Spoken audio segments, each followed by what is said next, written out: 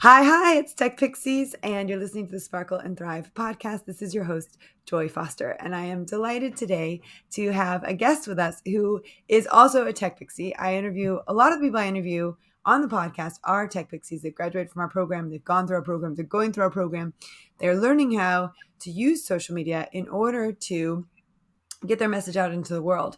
And Maria Wybrow is no exception to that. She came through our boot camp training. She went through our social media management certification program.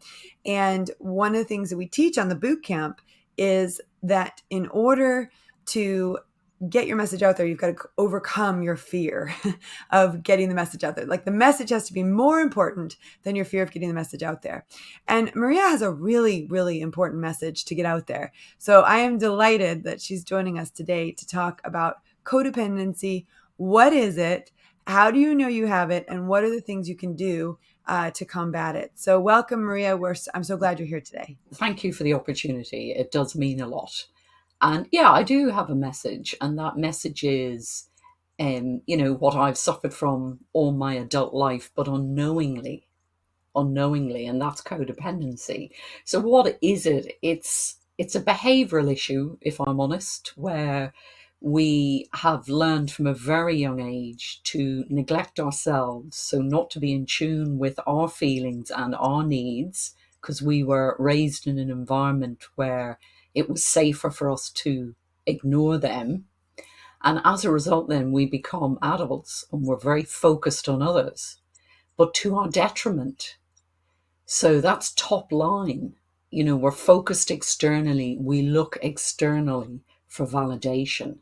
And this is where we get into lots of problems in relationships. So in that sense, you're codependent on someone else for validating who you are. Totally. And actually, I think a lot of women suffer from this. Totally.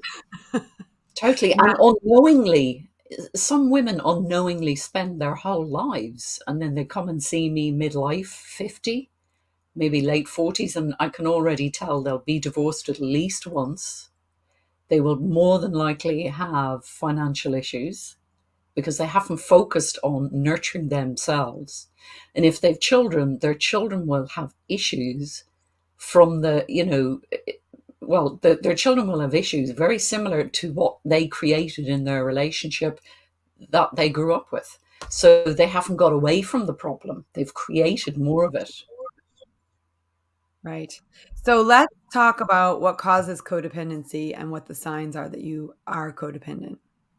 Yeah, basically growing up in a dysfunctional family. So years ago, it was associated with addiction only.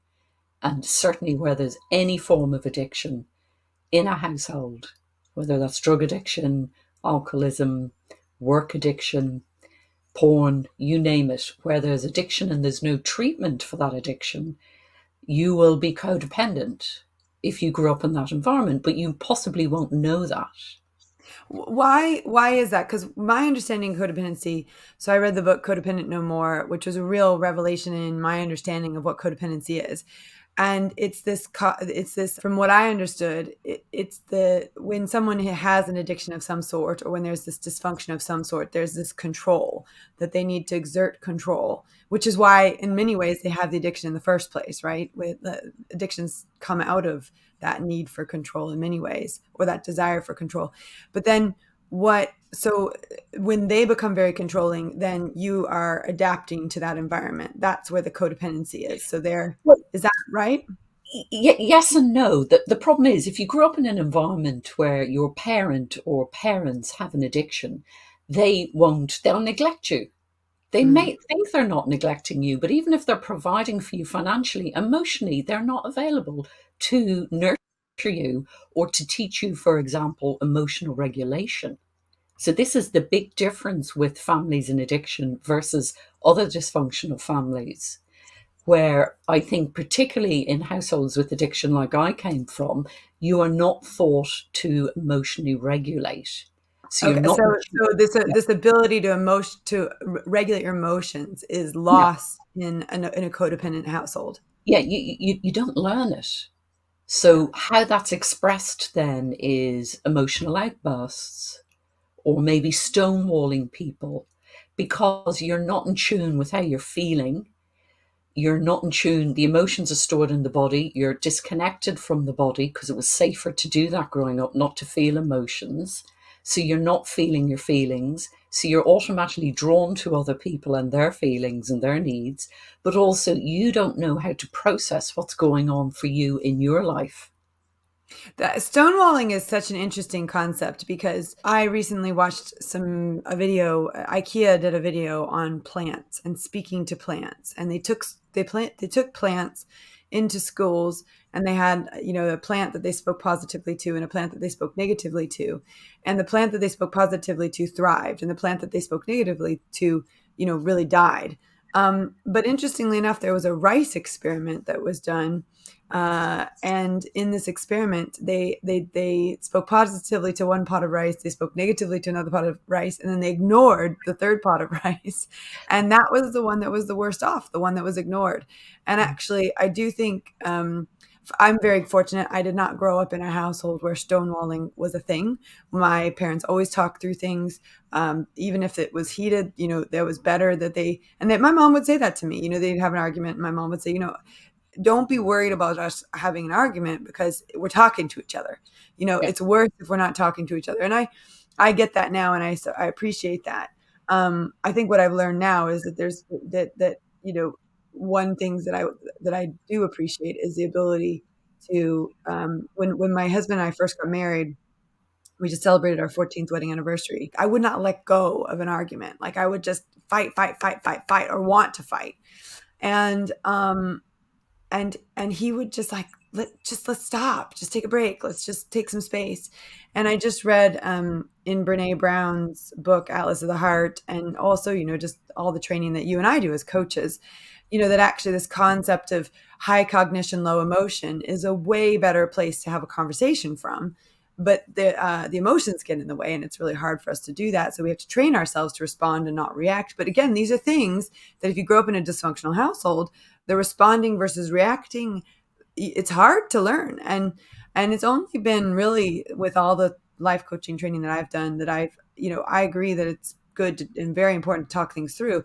I also think it's really important not to beat each other up either, and in words, or obviously physically, but in words. I think words can be as damaging, if not more damaging, they're definitely more damaging than we think they are. Just the point that you made, you didn't grow up with addiction, but a dysfunctional family, I'm not suggesting this was you, but a dysfunctional family is families where there's communication is it doesn't happen, or you're punished for showing feeling or emotion, or you're not encouraged to, or emotional neglect. And then people wonder when they get to adulthood, particularly midlife, if you've done no work on yourself. Well, I didn't grow up in a dysfunctional family. There was no major issues. And we did kind of talk things through. But did you see a lot of your parents? Did they teach you how to self soothe? No, no, I never saw my parents. They were always working. So that's another form of neglect that we are now realizing with the study of trauma, for example, that these are actually traumatic incidences to grow up in, not what we traditionally thought was, oh, well, I didn't grow up with addiction, or there wasn't any violence, so I had it okay. But I'm still having difficulty in relating to me and to others. So it's understanding what Well, dysfunctional families really is. yeah, absolutely. Well, and I think, and it's, I think, I don't know many families that weren't to a certain degree dysfunctional. I remember being in the 1980s, being in elementary school in the US, and just there was divorce after divorce after divorce. Now, my parents were divorced from the time I was 4. So, and that was off the back of my biological mom had a brain injury, and she was a different person, and it's a very long story, but my parents got divorced and my dad remarried. And actually, I'm very grateful because I think that would have been a really tricky household to be in. And I love, love, love, love both of my moms with all my heart. And I have 2 dads now too. So I love, both of my dads. I sadly I lost one of them. But in that, obviously it was complicated because I had a biological mother with a brain injury, and that's Yeah. complicated because she had a prefrontal cortex injury, which meant she couldn't regulate emotions in many ways. She was manic depressive, and she's had Yeah. a lifelong struggle of medication regulation, and she's in a good place right now, which is just such a blessing. There's that sort of like let go and let God. That was one of those moments where you say, I can't fix this, I can't solve this, so I'm gonna Yeah. trust that everything's Yeah. gonna work out. And it has really worked out for her in the sense that she's got a great place to live and she's being taken care of, and it all worked out. Any kind of disruption in your household can make it tricky to navigate those emotions. I had, from very, very early on, I had counseling and support, which I think was really, really important. But Yeah. I did have complication and, Yeah. added layers of, complication. And I think when you look at kids who are, and also think about the world today, we talk about mental health. And we know what autism and Asperger's and ADHD and ADD are now, and because Yeah. we've discovered them, and Yeah. we've been able to find working on solutions for them and ways for people to live with all of these things. But in the 1980s, they weren't talking about any of this stuff. They didn't even, Yeah. God, just think about, Totally. I mean, if you were gay in the 1980s, it was, that was a disease. I mean, it was horrible. You think about how we've evolved, Yeah. just in 40, 50 years. So I think we have to, I think there's a large group of people who grew up in homes Yeah. That, that, that that weren't. were that were dysfunctional. And here's the thing, there's no shame, because I don't know any parent who gets it 100% right 100% of the time. Yeah. So it's not about bashing parenthood, even though I think today there should be a lot more information available to people who want to have children about parenting skills, for example.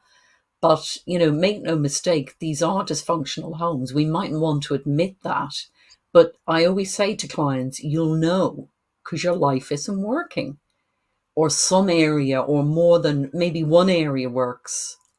But it's always with relationships. Codependency is very intrinsically linked to our ability to relate to ourselves and then to others. So there'll always be an issue to a degree and I've seen it in my own journey, even in just the last 2 years.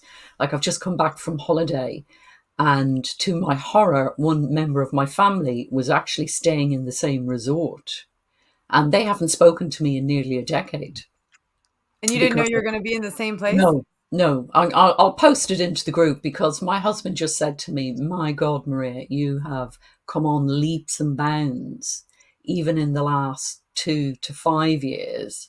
He said, "You handle that amazingly." Now, I wouldn't have had the skill to handle that 5 years ago, probably not even 3 years ago, but I'm Yeah. always willing to learn and be open to learning. And that's what I love about doing the work I do. I don't just learn stuff so I can teach clients. I am Yeah. genuinely interested in mental health and Yeah. helping people create more fulfilling, authentic relationships. Now, sometimes it's not going to happen with some people. But the great thing is, I feel, with the degree of healing I've done, is that I can still be amenable, and I could still have, well, I had the test. We still had a great holiday. And that wouldn't have happened 5 years But ago. that's a really great point because and this is where it's down to you. And you've got the power within you to change how you look at things, your perspective. I oh my gosh, I'm thinking about two things right now as you're saying this, and I know people as they're listening to you, they're having their own reflections on their own life. But what I was navigating, while I had three parents, well, my dad, my original dad was still alive, my biological dad was still alive.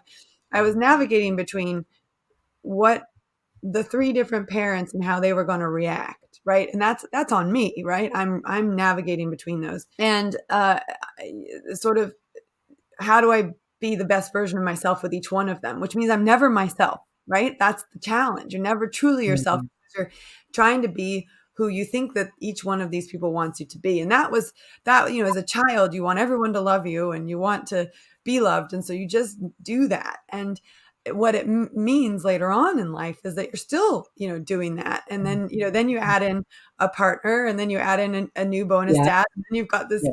you've got a new dynamic where, again, and then you're changing yourself. And I think this work that I've done has really helped me to go, who am I?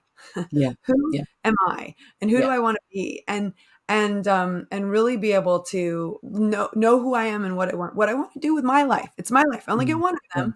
And, Yeah. I do have a family, and Yeah. and that was one of my dreams, was to have a family. But Yeah. how do I still be who I am in the context of my family and not mold and shape myself to everybody else? Yeah. But that's a really interesting point about a holiday, because I had one situation where I'd gone on I'd gone on a work holiday, but it was a really fantastic week. But I hadn't necessarily done things the way that I maybe should have in some ways with a particular person in my life.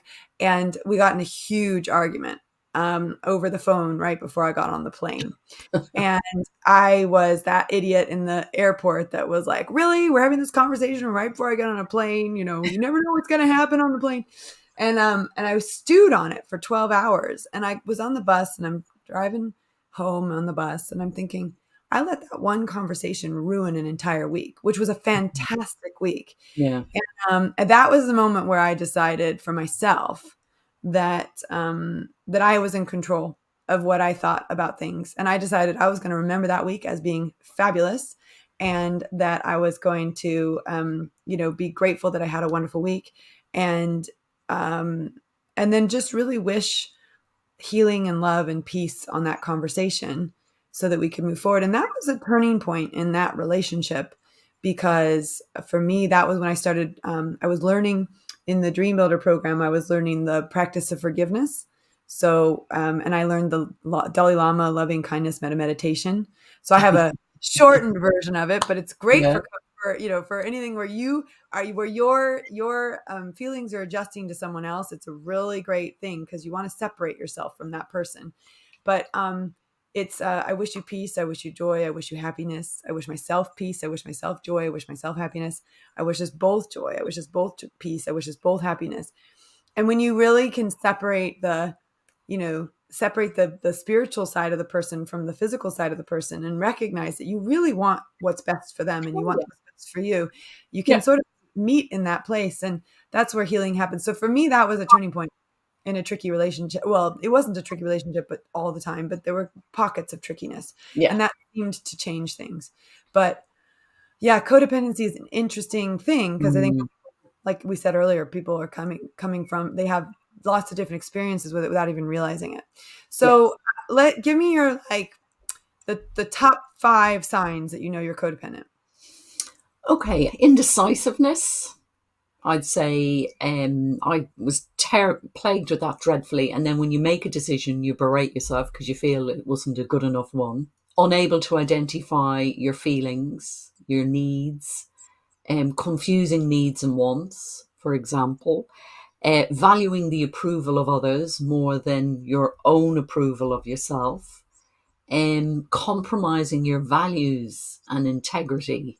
This is where the people pleasing comes in for the sake of relationships, even if those relationships are unhealthy for you, or staying in an unhealthy, toxic, narcissistic relationship, for example, knowing that you should leave, but being quite just not able to make that break.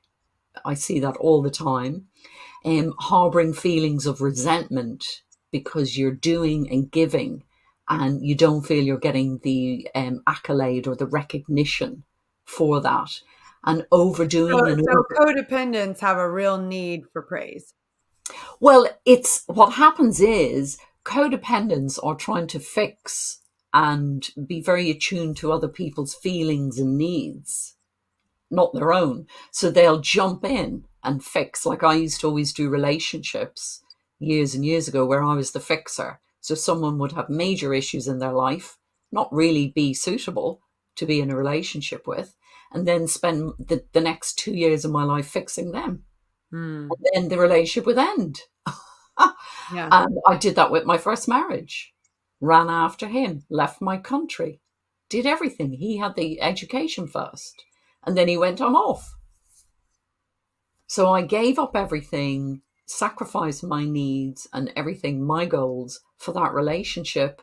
And then what happened was he left. Mm. So Well, that, that's a common story we hear from a lot yeah, of women. yeah. So compromising I'm used your, to, I mean, I've heard that story a few times. yeah, exactly. Yeah. And having low self esteem, deep down feelings of not being good enough, low But self esteem. But that's the thing, in that relationship, they've given up everything and they haven't kept a monocle of themselves.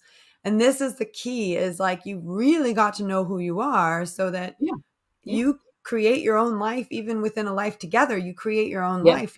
yeah, That's yeah, like, I yeah. think that's key number one. Who am I and what would I love, and how do I pursue this, so But that you are an individual.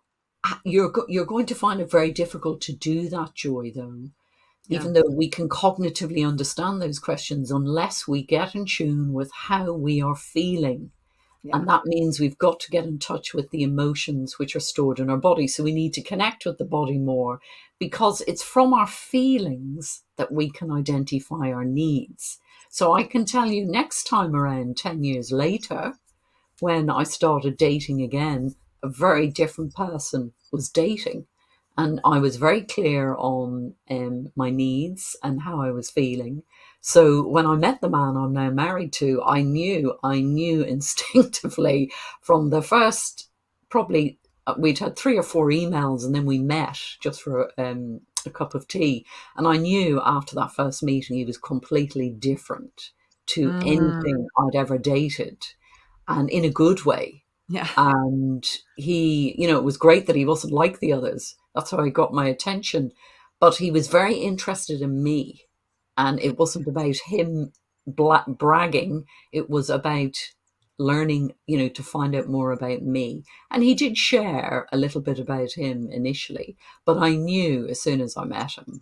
And, the rest, as they say, is history. But uh, But that's important, because between your first marriage and your second marriage, because I know there's a lot of people listening to this who have had second marriages, and that was interesting. I came from a home. All four of my parents, who I love very, very dearly, all four of my parents were divorced before they like. So my dad got divorced. My biological mom, obviously, that was interesting, because she was married before my dad, and they were divorced, and then she and my dad divorced, and a lot of that had to do with the accident, but a lot of it had to do with what was going on, as a result of the brain injury. But then my bonus mom, who married my dad and raised me, she had been divorced, and my bonus dad, who is now had been with my mom for 17 years now, he was married and divorced. So I it's very interesting to be in a family where all mm, four of my parents were yeah, all gone through that. That's a very, and you, so there's a part of you that thinks, am I going to make this, am I going to survive this? And my dad and to be fair, my dad and my bonus mom, that was my biological dad and my bonus mom, I have to separate them all because it gets confusing. um but my and I don't like using first names because it's more fun to actually call them, dad, mom. But my biological dad and my bonus mom, they were married until he died, and so I did have an example in my life of stability and of two cool. people that worked things through, in the way that they worked it through. So, I do think it's interesting. We all come from different backgrounds. Some people, my husband had the opposite. His parents were married for 50 years, start to finish. But yet there were some challenges there too. I mean, I just don't think you can't get through marriage without a challenge, right? I think. Exactly. Exactly. So what was And the difference between the first, like, because I'm acknowledging that there's going to be people listening to this who are on mm, there. They've had one or two divorces already under their belt, yeah, uh, and so how did you get from the first divorce to the second marriage? What were the things that you did, like 3 yeah. things that were really key for you? Well, I think addressed my past. So I went to therapy. I didn't know that I needed to address my childhood, but I went to therapy because I didn't really understand why I ended up divorced. because he left me. So Mm. I went to therapy, and then I eventually, through that process, addressed my childhood. But then I started to focus more on who, like what you're saying, who am I? What Mm. do I like? How am I feeling? What do I need? How do I want my life to be? So the focus came off looking for a man, running after men, looking for a relationship. And this evolved, and the focus came back onto me. And it's Mm. like what you said, it's only one life. So by the time I was in my mid 30s, I knew I didn't want to go back to Ireland. I wanted to stay in the UK. So I wanted to settle here. So that wasn't decided for me. I made that decision, and I wanted to travel. And I didn't necessarily want to have kids, but I might be open to it. But I wanted to be with somebody who wouldn't put me under pressure. So I wanted somebody flexible like me who wanted to travel, but they had addressed their issues, or they didn't come from as dysfunctional background as I did. Okay, so the first thing you did was get counseling. Get help. Get Yeah. help. Get help and support. Like, it's Yeah. gonna be very hard to Totally. make this transition Yeah. without help and support. So you got help Yeah. and support. Yeah. Second thing you did was you focused on who you were. Yeah. And once you'd established who you were, then you were able to say, okay, now what am I looking for? Yeah. I didn't date. I mean, I might have dated a bit going through that process, but they never worked. And it wasn't until I came out of that process and then thought, well, what does Maria want? Well, I knew I wanted to stay in the UK. I probably did want to get married, but I wanted a partnership. I didn't want to be an unpaid housemaid, an unpaid mom. Not that there's anything wrong with those things if you're happy doing them, but I didn't want them. I But want, I mean, I just want to say a lot of women unconsciously, they do it without realizing what they're yes, doing. So yeah. a So, yeah, lot of women, they recognize I'm a mother, but they don't recognize, I'm an unpaid mother, because we don't have well, it as a society that recognizes paying yeah, mothers. yeah. No, But but I'm just saying, sorry, I didn't mean to sound derogatory. I'm just saying yeah, is if you get divorced even once or twice, you have a clean slate. You can address the past, and then okay, you can't send your kids back.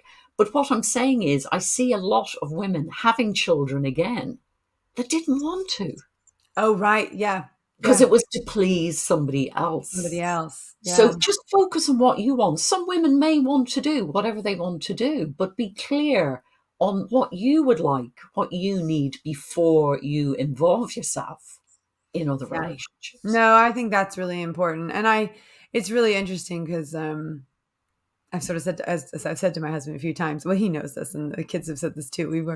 There was a point when we got married where I was like, I'm so glad no one else asked me, because I would have said yes for all the wrong reasons.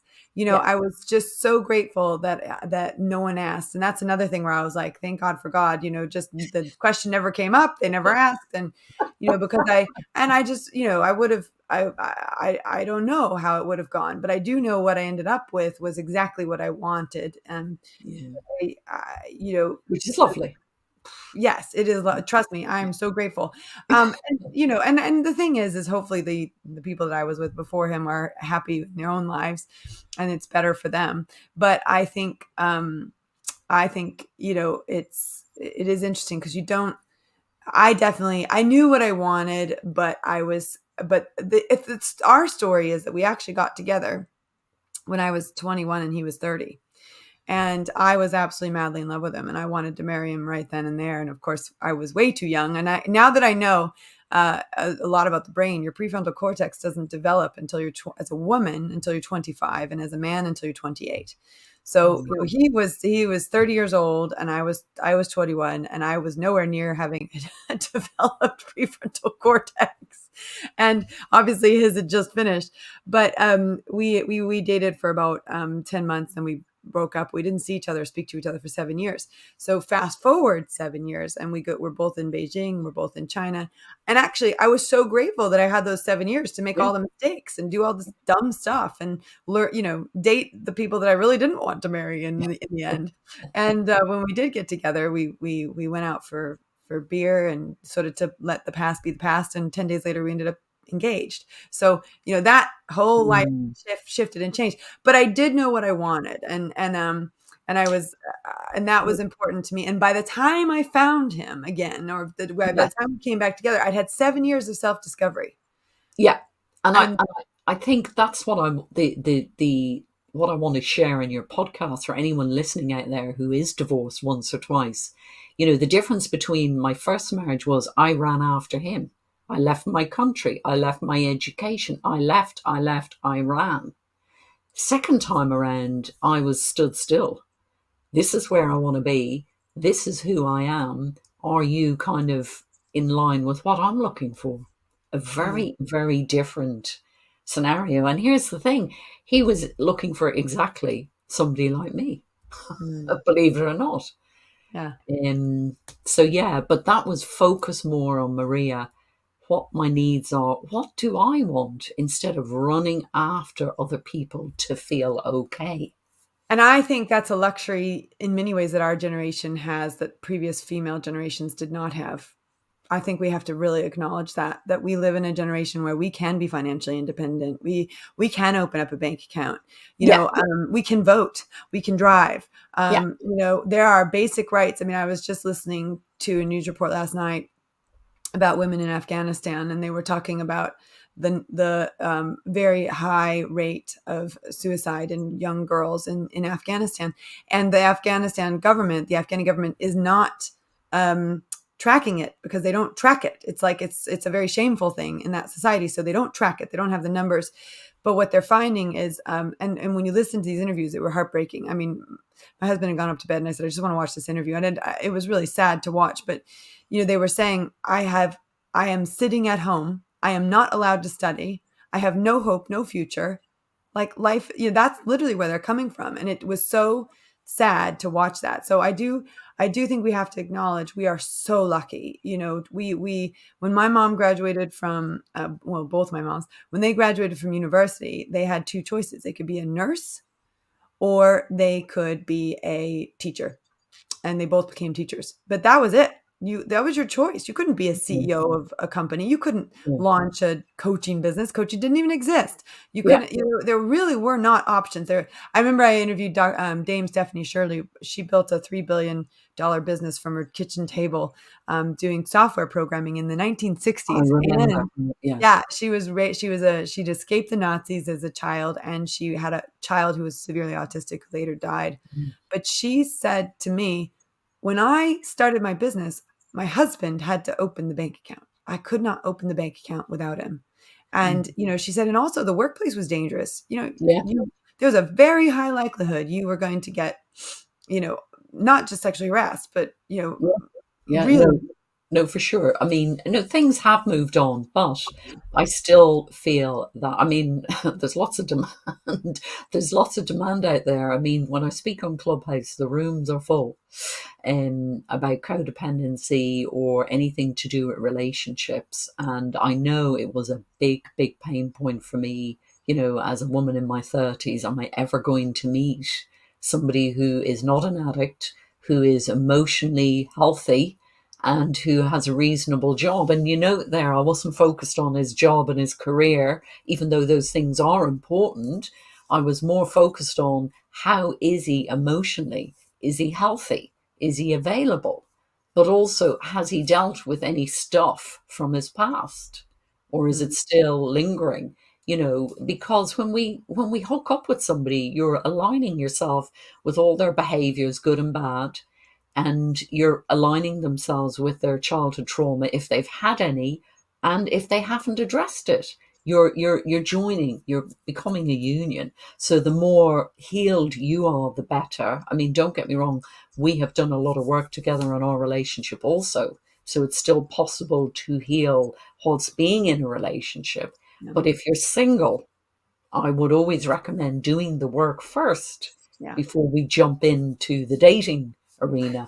because it will make it easier for you, Yeah. and you will be more aware of you and what you want and need. So when people come to you, you're more discerning about, because you're in tune with what's going on for you, who's going to align better. So I hear it all the time on social media. Oh, they weren't a narcissist when I met them. And I say, actually, I beg to differ. Yeah. You would have got the sign. The contract is made in the first meeting. It's unconscious. And the Yeah. signs were there. You just didn't see them or feel Yeah. them. Yeah. That is so true. I think that's so true. You just don't see the you don't when you and love, blinds a lot of that. Yeah. There's and it was I was we went punting the other day. It was so beautiful. I live in Oxford, and so Yeah. we were Yeah. out punting, and a friend of my son and his best friend, and then the dad of the son and I the four of us went, and we were chatting, and he's been married 30 years, and obviously we've been married 14. Um, and we were talking about how it's a long time. It's a long commitment, right? And Yeah. and he's 30 years and I'm 14 years. I mean, he's double what I've done. And but what we were saying was that you change, you change, even though you're saying, yes, I know who I am, even though you know who you are at 30 might change when you're 40, might change when you're 50. And it's also being in a relationship that adapts to sort of who you are and who you want to become, and supports that. And how do you do that, and how do you do that together later?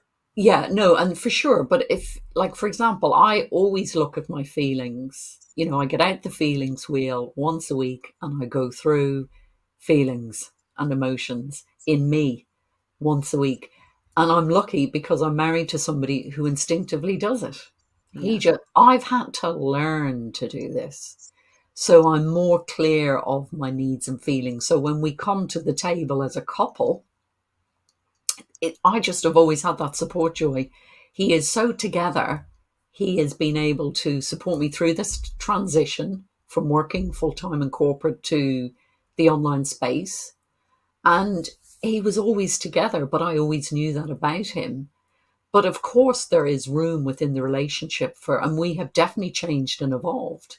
But the more you're individually addressing your own needs and feelings, or at least being clear on what you're feeling and then able to communicate why, it allows that space for people to evolve and grow. Yeah, absolutely. Well, I just think this is such a powerful conversation, especially for a lot of the women that are in our community, because a lot of them will, maybe for the first time, understand what's been happening in their lives because of this conversation. So now we're going to wrap it up in a minute, and I Yeah. want to make sure people can find you. But before we do that, when you came to Tech Pixies, it took you a while to find the message and to have the courage to start talking about it. So I want to take a minute for people who are listening to this and they're in our social media program, and or they might be in our Dream Builder program, and they've got this message they need to get out into the world, but it feels scary to talk about, because the backlash that they might get from their family, or or whatever, the worried about what other people might think, or you went from corporate into this online space, etc. So talk to me about what it was like for you to find your message and get your message out there. You found a home on Clubhouse. That's where you're at, which is a listening only social media. Really, it's like on live radio. You can create your own shows and have your own guests and things. It's live audio. But tell me about what that was like for you, because it took you a while to find your voice, and then when you Mm, found it, mm. it sort of took off. But it Yeah. Well, yeah, I'm on Clubhouse and Instagram. I mean, I did work with somebody 2 years ago for about 9 months because I thought I have trained as a coach. I know I'm good at speaking. What the hell am I meant to, what am I meant to do? And then after 7 months of working with this coach, she just said to me, I think it's obvious what you should do. And I went, really? Share, because I'm aghast. And here's the thing, I've spent my whole adulthood, Joy, overcoming a really toxic, dysfunctional childhood that was covered up to look good on the outside. So it was harder to dig away at it. And it cost me a career because that was always my bugbear in therapy, that it took so long in therapy to uncover and deal and blah, blah, blah. And I'm still working on myself, that the time to develop a career in corporate went. Plus, I had so many issues, it wasn't going to happen anyway. But then I came on social media, and mental health's big business on social media. And I thought, hold on a minute, I adore mental health. I want to educate people about dysfunctional families, families with addiction, families maybe where there's no addiction, but you didn't get what you needed, and then how that translates into adulthood, and then what you can do to overcome. So she said, why aren't you selling your story? Your story is you came from, I should have ended up achieving nothing in life. Sexual abuse in childhood, covered up, addiction, Mm. untreated. The whole household is still in denial today. I came to the UK with nothing. I got divorced, and only that I had a good lawyer. She ensured that I kept something. But I had a vision. I had a vision. I deserve a decent relationship. I have no clue how I'm going to get one, but I committed to that.